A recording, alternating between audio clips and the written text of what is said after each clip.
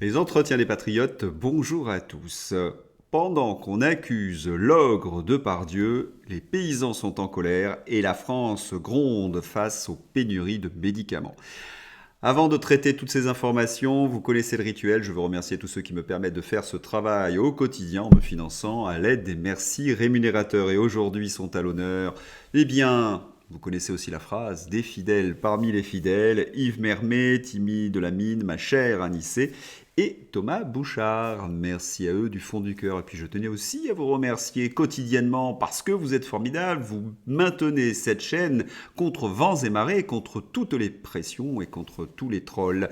Merci à vous donc pour les pouces levés, les gentils messages, la diffusion sur d'autres réseaux sociaux et puis bienvenue à tous ceux qui nous rejoignent. On entre dans le vif du sujet, si je puis me permettre, Depardieu, la chute de l'ogre Depardieu, un nouveau complément d'enquête sur Depardieu, un nouveau témoignage et image inédite, oui, la chute de l'ogre Depardieu, complément d'enquête, une comédienne dépose plainte contre Gérard Depardieu pour une agression. Je vais m'arrêter d'abord une seconde sur le mot ogre. L'ogre, c'est celui qui mange les enfants. Gérard Depardieu a-t-il mangé des enfants? Alors, vous allez me dire, c'est une métaphore, mais une métaphore très péjorative. Et puis, on se souvient également de ce que l'on peut trouver dans la presse aux ordres, l'ogre russe. Ah, c'est vrai que Gérard Depardieu a demandé la nationalité russe. Est-ce que c'est pour cette raison qu'il fait la une de complément d'enquête, comme Hanouna ou Philippe de Villiers? Est-ce que le fil directeur de complément d'enquête, c'est de trouver des personnes qui ont déplu à l'Élysée? C'est à vous de me le dire. Et puis, cette façon de parler d'agression sur les femmes, je m'attendais à ce genre de révélation. Elle a été massacrée, on n'en peut plus. La France ne peut pas continuer comme ça. La colère des proches de Fabienne, 68 ans, égorgée chez elle à Lille par un migrant clandestin de 17 ans arrivé récemment. Est-ce que Gérard Depardieu a commis de tels actes ?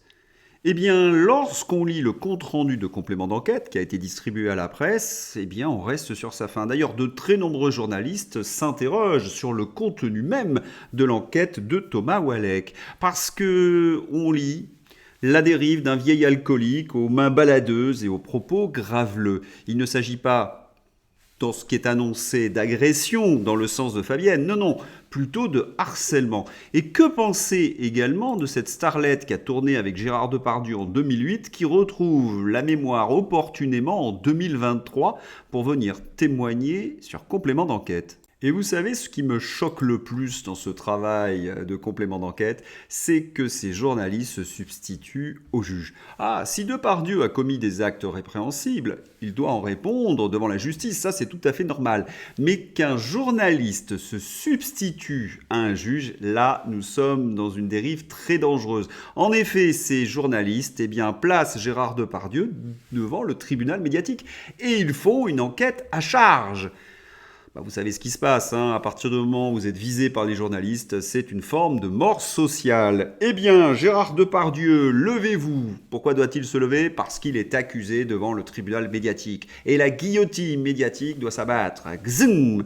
Gérard Depardieu est prié d'aller cuver son vin ailleurs. Exit Gérard Depardieu, bouc émissaire aux victimes d'Emmanuel Macron. Il faut bien que les journalistes disent quelque chose, ils ne peuvent pas traiter les véritables sujets. Et puis, il y a quelque chose d'ironique dans cette condamnation de Gérard Depardieu. Gérard Depardieu avait demandé la nationalité russe, il ne s'attendait pas à être condamné dans un procès stalinien, mais pas en Russie, en France.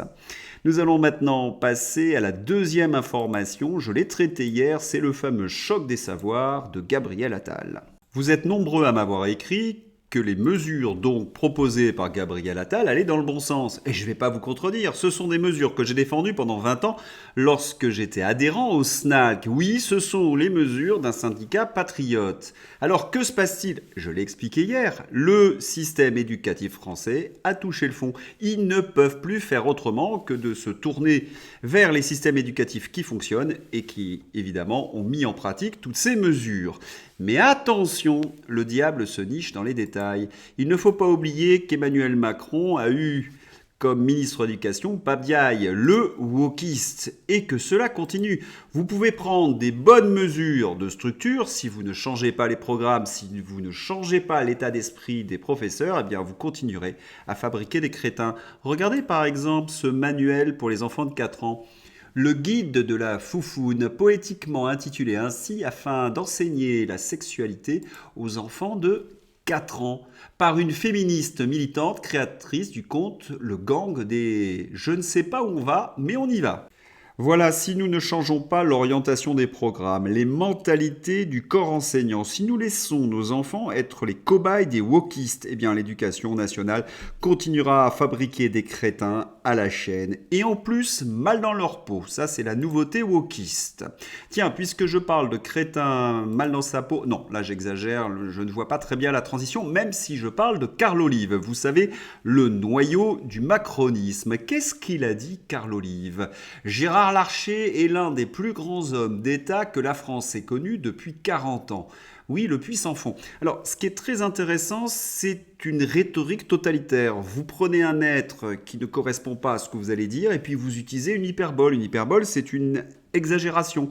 Hyperbole totalitaire avec inversion de la preuve. Gérard Larcher, c'est quelqu'un qui n'a jamais fait grand-chose. Vous le présentez comme le plus grand homme d'État depuis 40 ans. Il faut être macroniste pour utiliser ces formules staliniennes. Alors, qu'est-ce qu'il a fait Gérard Larcher ? Eh bien, il a été grossier. Il a demandé à Jean-Luc Mélenchon de se la fermer. Première remarque sur la grossièreté de Gérard Larcher. Lorsqu'on est président du Sénat, on se doit d'utiliser un langage châtié. C'est la fonction qui l'exige. Gérard Larcher qui dit ferme ta 1 à Jean-Luc Mélenchon, eh bien cela prouve qu'il n'est pas au niveau, d'être président du Sénat. Cela nous rappelle également la grossièreté d'Emmanuel Macron, vous en souvenez, il voulait les non-vaccinés. Et vous avez Carl Olive qui utilise l'argument dans ces cas-là, le président Larcher dit tout haut ce que la très grande majorité des Français pensent tout bas. Nous avions exactement la même remarque de Carl Olive ou un autre lorsqu'Emmanuel Macron avait dit sa grossièreté. Manifestement, ils nous prennent pour des charretiers, ces hommes politiques. Ils ont une piètre opinion de nous. Et vous imaginez également que la machine à buzz s'est emballée. Et ils discutent pendant des heures si Gérard Larcher a oui ou non eu raison de demander à Jean-Luc Mélenchon de fermer son clapet. Mais qu'est-ce qu'il cache en travaillant pendant des heures sur cette information ? Est-ce que par hasard, il voudrait nous cacher le Mercosur dont je vous ai parlé hier, qui rend les paysans, nos agriculteurs, très en colère ? Grosse journée de mobilisation, de résistance et de colère des paysans français dans tout le pays aujourd'hui. Parlons-en ici, car les médias sont très silencieux sur cette révolte antimondialiste. Non, ils préfèrent parler de Gérard Larcher ou de Gérard Depardieu. Ils font des blocages sur les routes avec leurs tracteurs, continuent de retourner des panneaux de communes et se font massivement entendre malgré un silence médiatique assourdissant. Ils luttent notamment contre le libre-échange et pour le mangeons français. À ce sujet, l'Allemagne et Ursula veulent imposer l'infâme traité de libre-échange, donc le Mercosur dont je vous ai parlé hier, qui tuerait notre agriculture. Courage à eux, relayons et rejoignons leur combat. Il y avait donc des manifestations d'agriculteurs hier soir et le ton est vite monté. Les agriculteurs sont très remontés, oui, ils n'en peuvent plus. Ce soir à Saint-Brieuc, la révolte s'étend partout en Bretagne. Pire, des affrontements ont eu lieu entre les agriculteurs et les forces de l'ordre à Saint-Brieuc. Pourquoi une telle colère ? Parce que nos agriculteurs, nos paysans sont abandonnés par l'État. Vous savez qu'il y a tous ces traités de libre-échange, il y a cette énorme machine folle de Bruxelles et ils sont sacrifiés sur l'autel du libre-échange. Au départ, les agriculteurs ont voulu sensibiliser les Français avec des manifestations sympathiques. Ils retournaient les panneaux des communes. Panneaux retournés en Ille-et-Vilaine pour les jeunes agriculteurs, on marche sur la tête. Et oui, mais que peuvent-ils attendre de nos pouvoirs publics ? Mais rien, ils ne peuvent rien attendre d'Emmanuel Macron puisque c'est le larbin du World Economic Forum, c'est le larbin de Scholz et de Pustula. Il faudra vraiment que les paysans ne lâchent rien pour mériter un peu de respect. Parce que s'ils étaient milliardaires, ces agriculteurs, eh bien, ils seraient reçus en grande pompe à l'Élysée ou par un ministre ou par Pannier-Runacher, par exemple. Agnès Pannier-Runacher a donc le temps de recevoir Bill Gates, mais n'a toujours pas invité les boulangers, les agriculteurs, les pêcheurs, les patrons de PME étranglés par le coût exorbitant de l'énergie. Par son attitude méprisante, ce gouvernement aveugle attise la colère du peuple. Agnès Pannier-Runacher reçoit Bill Gates, mais elle sait exactement qui est Bill Gates, bien évidemment. Ils sont, comment dirais-je, du même ordre de Davos 2030. Est-ce qu'il y a un journaliste qui pourrait rappeler à Agnès Pannier-Runacher que Bill Gates fréquentait assidûment l'avion d'un certain milliardaire américain Jeffrey quelque chose? Ça serait intéressant, ça. Ah non, les journalistes, ils sont occupés à parler de Gérard Larcher. Un président du Sénat peut-il dire ça? Ces trois petits mots ont fait l'effet d'une déflagration. Certains en ont même profité pour se lâcher à leur tour. Il va y avoir une pénurie de médicaments dont personne ne parle, mais on passe des heures d'antenne sur ça, sur toutes les chaînes. CQFD sur le niveau de l'information en France et surtout sur les moyens qu'ils utilisent pour détourner le regard des Français des vrais problèmes. La pénurie de médicaments. Santé, les pénuries de médicaments, des maux sans remède. 37% des Français ont fait l'expérience d'une pénurie de médicaments. 8 points par rapport à 2022. Mais c'est énorme. Les pharmaciens eux-mêmes n'en peuvent plus. Pénurie de médicaments, une crise qui dure et qui énerve les pharmaciens de l'Hérault. Et j'ai presque envie de dire de toute la France. Certains hommes politiques expliquent cela à l'Assemblée. Amoxicilline, paracétamol, hormones de croissance, cortisone, traitement anti-cancer. La liste des médicaments en rupture de stock s'allonge. J'ai questionné donc le gouvernement sur la pénurie de médicaments. Quelle est la première cause? La délocalisation de la production. Et oui, ce sont les délocalisations qui expliquent majoritairement la pénurie de médicaments en France. Qui est responsable de ces délocalisations? Eh bien, vous le savez, c'est l'Union européenne, c'est le modèle de libre-échange. Il faut toujours fabriquer à l'étranger et non plus sur le sol national. Éviter d'être souverain. Nous en payons le prix. Vous vous souvenez également de ce qu'ils ont fait à l'énergie nucléaire française. Ils ont voulu la réduire. Eh bien, vous en payez le prix sans faire de mauvais jeu de mots lorsque vous regardez votre facture. Et si on applique cette règle à l'agriculture? L'agriculture est en grand danger. La France n'est plus souveraine d'un point de vue alimentaire. Et oui, nous importons 50% de ce que nous consommons dans nos assiettes. Ça, c'est l'Union européenne. La France était le premier exportateur mondial. C'était la première puissance agricole du monde. Ils l'ont réduit à néant. Imaginons qu'il y ait une crise alimentaire dans le monde. Est-ce que la France sera prioritaire? Eh bien, je peux vous dire déjà non. C'est-à-dire qu'Emmanuel Macron et l'Union européenne vont faire en sorte que nous risquons d'avoir faim dans les années à venir. Bravo champion! Allez, sans transition, nous allons passer à Crépol. Torval, la maire de Romans. Interpellation de l'auteur des appels pour m'intimider, condamné à 23 reprises. Comparution immédiate ce jour. 8 mois de prison ferme. Merci à la police pour sa célérité et son efficacité.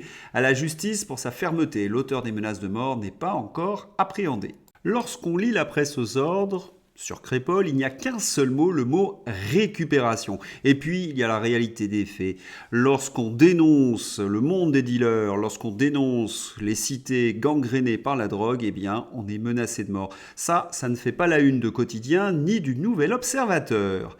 Et puis, il y a le mystère Thomas, parce que Thomas aurait été responsable de la rixe, entre guillemets. Et là, on découvre, à partir des éléments qui nous sont fournis, que Patrick Cohen et tous les journalistes aux ordres ont joué de l'amalgame. Vous allez comprendre pourquoi. C'est sur le parking de la salle des fêtes que la situation a dégénéré. Les deux garçons ont rapidement été rejoints par leurs groupes respectifs. Le vigile recevant lui-même un coup de couteau en tentant de s'interposer.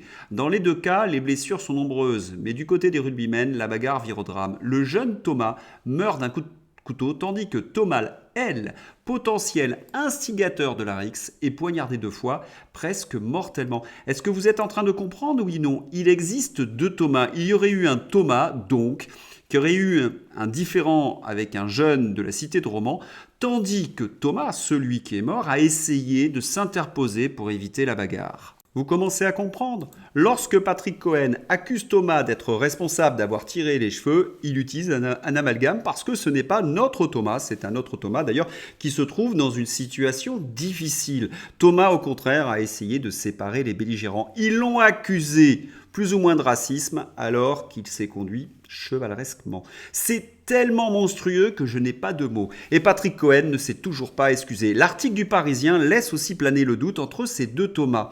L'article du Parisien, c'est un article de récupération politique pour accuser le camp patriote d'avoir dit ni plus ni moins la vérité. Et que dire de cet article du Nouvel Obs? À Romans-sur-Isère, à une demi-heure en voiture de Crépol, où le jeune Thomas a été tué lors d'un bal de village, les campagnards et les Arabes, comme on dit ici, ont beau être scolarisés dans les mêmes établissements, ils se connaissent mal. Et puis évidemment, on accuse de racisme les campagnards. Gabriel Cluzel, la petite musique victimaire qui pousse doucement l'inversion du récit. On n'est pas les bienvenus, pour eux, on est juste des racailles, déplore Kamel, 22 ans. Ah, ces méchants campagnards.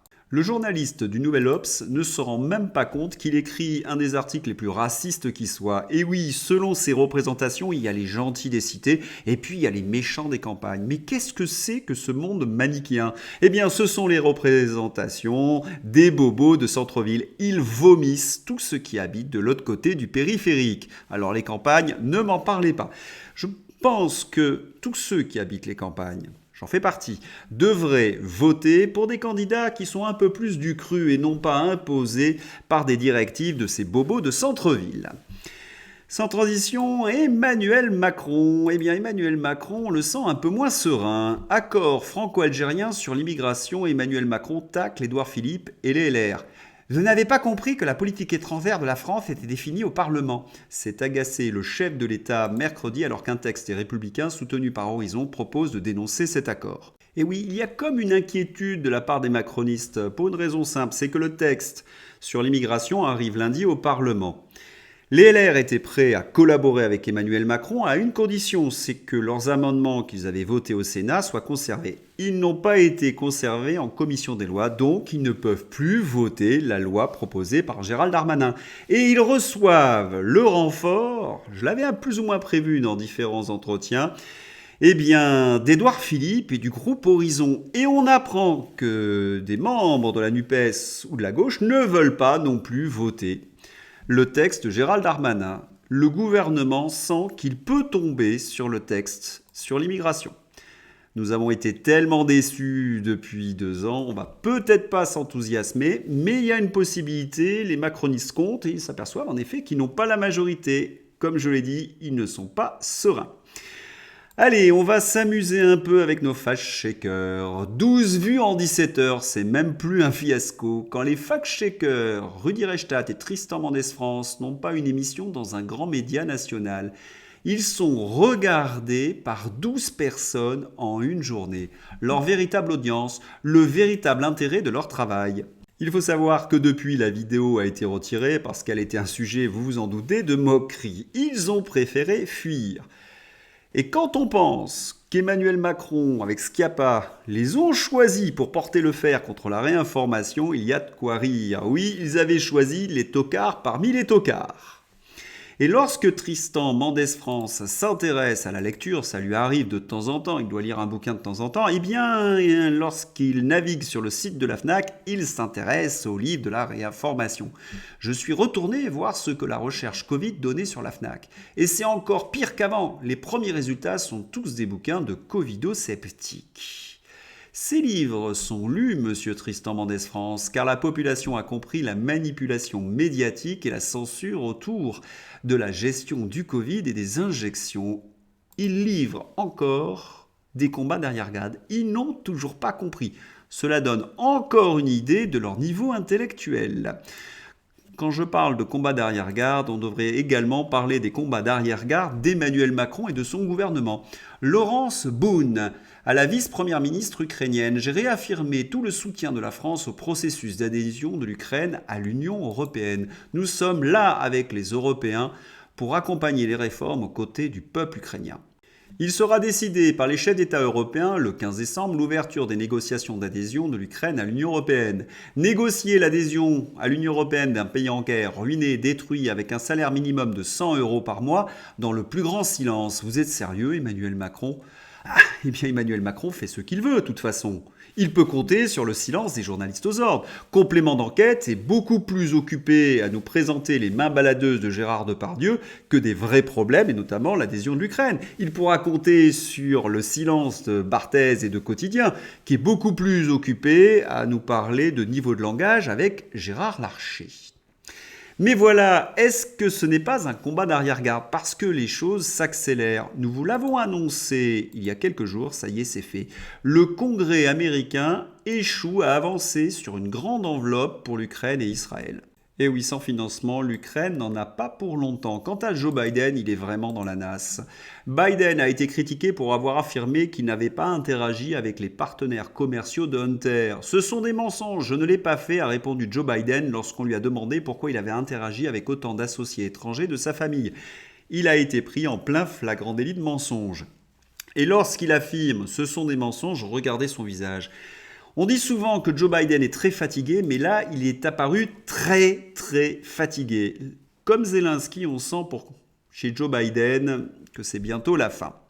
Tandis que le président russe, eh bien, il est accueilli comme un grand chef d'État en Arabie Saoudite, et puis même, on le voit plaisanter avec le prince héritier Mohammed bin Salman. Que peuvent-ils se dire? En tout cas, cela semble être assez amusant. D'un côté le triomphe, et de l'autre la chute. D'ailleurs, pour Emmanuel Macron, il n'y a plus qu'une seule solution, la propagande ultime. Sondage, la cote de popularité de Macron boostée par son action à l'international. Avec ce type de sondage, Emmanuel Macron se ridiculise parce que personne ne le croit. Vous avez même vu la photo de Paris Match. Elle se moque du président de la République. Et nous en connaissons les raisons sur cette chaîne. Il s'est mis à dos ses propres diplomates, ses ambassadeurs du Proche et du Moyen-Orient. Plus aucun chef d'État ne veut discuter avec lui. Il a été humilié et ridiculisé par le Premier ministre israélien et on nous dit qu'il a été boosté par son action à l'international. C'est presque orwellien. Mais est-ce qu'Emmanuel Macron peut être battu par une nouvelle tout aussi absurde? Oui, parce qu'il n'y a pas que le pitre de l'Élysée, il y a la comique de Matignon. Une nouvelle déclaration tellement absurde d'Elisabeth Borne qu'elle en devient franchement comique, au second degré. Grâce au cap fixé par le président de la République, la France est bien plus forte qu'aujourd'hui, qu'en 2017. Et oui, nous connaissons des pénuries de médicaments, nous avons des problèmes au niveau de l'énergie, nous avons nos paysans qui sont en révolte, les Français sont en colère, il y a des faillites partout et nous expliquent que nous sommes de plus en plus fortes. Ces gens-là ont comme livre de chevet, j'en suis à peu près certain maintenant, 1984 d'Orwell. J'espère que vous avez apprécié ce journal. Je vous souhaite une excellente journée. À bientôt. Au revoir.